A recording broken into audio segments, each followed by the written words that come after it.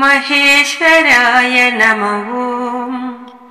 विश्वेश्वराय नमः ॐ माहेश्वराय नमः ॐ विश्वेश्वराय नमः ॐ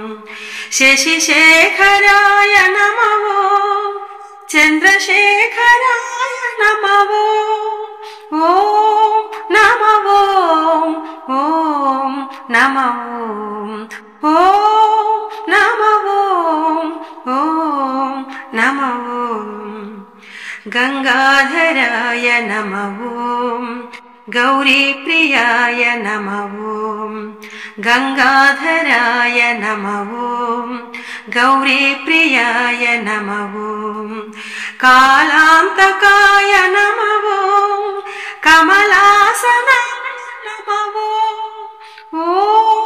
नमः ॐ नमः ॐ नमः ॐ नमः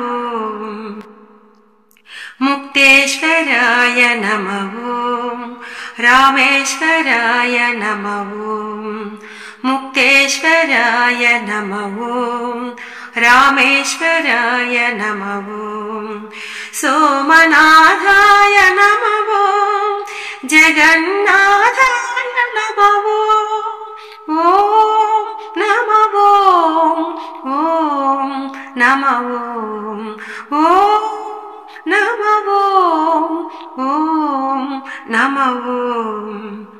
भक्तप्रियाय नमः ॐ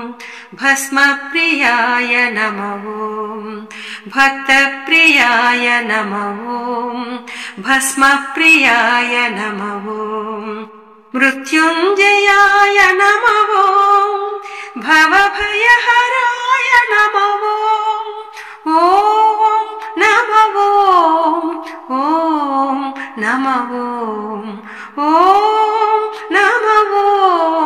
ॐ नमः